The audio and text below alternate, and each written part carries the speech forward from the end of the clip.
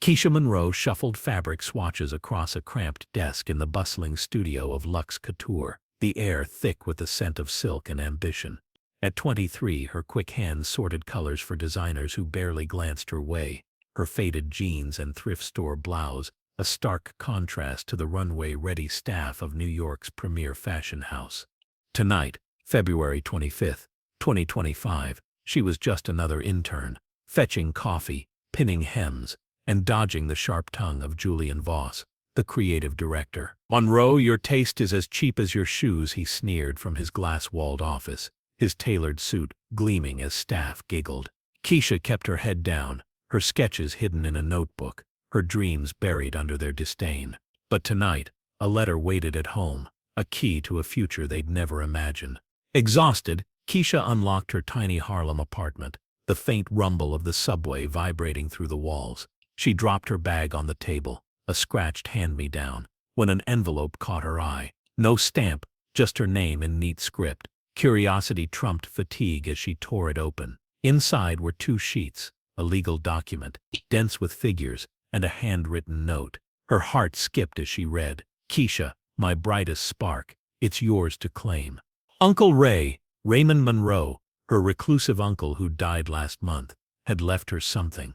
The document detailed a $50 million inheritance, cash, stocks, enough to buy Luxe Couture outright. She sank onto the couch, hands shaking.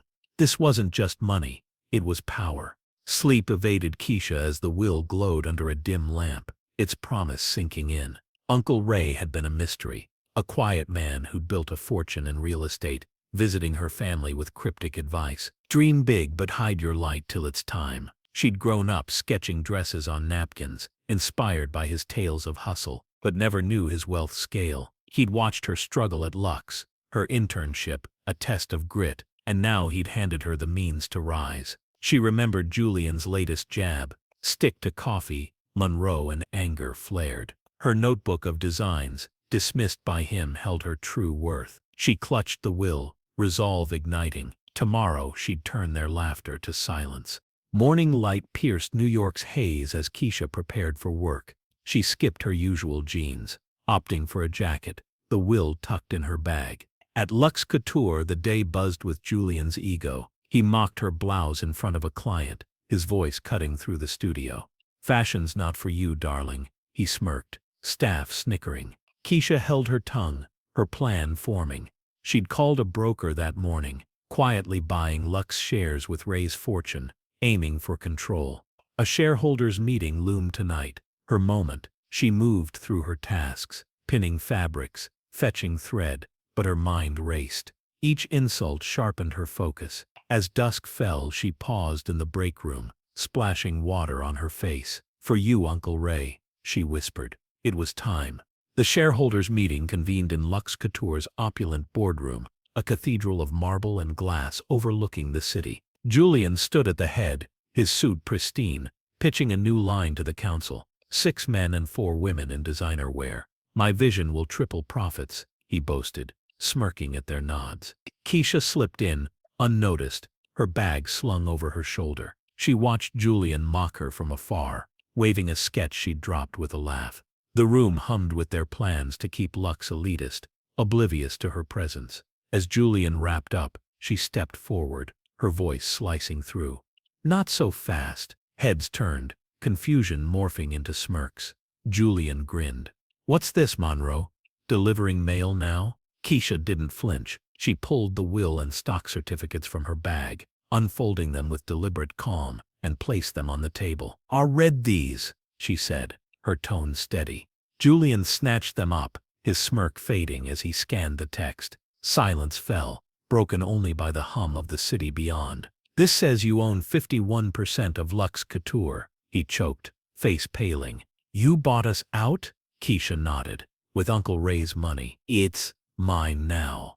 Gasps rippled. Some recognized Ray Monroe, a legend in New York finance. Julian laughed, a brittle sound. "You? An intern? This is a farce." Keisha crossed her arms. "Call your brokers. It's done." Phones emerged, whispers escalating as the truth sank in. She'd flipped their empire. Panic gripped the boardroom as calls flew to brokers and lawyers. Julian's bravado crumbled, his suit suddenly clownish against Keisha's calm. A lawyer, Mr. Stein, arrived swiftly, his briefcase snapping open. He reviewed the documents. Will stock purchases, all airtight. It's legitimate, Stein said, handing over proof. Miss Monroe controls Luxe. Julian's jaw dropped, the counsel reeling. Keisha stepped to the table's head, her voice rising. Julian Voss, you're fired. Leave, he sputtered, red-faced, but she cut him off. You mocked my designs, my worth. No more. Staff cheered from the studio, some filming as Julian grabbed his jacket and stormed out. You'll crash this brand, he yelled, but Keisha just smiled. With Julian gone, Keisha faced the stunned counsel. This isn't about elitism, she said. It's about fashion for all. She outlined her vision, diverse designs, fair pay, a Luxe that welcomed everyone. Assistants who'd stayed clapped, some filming as Julian's exit hit Instagram. #Intern.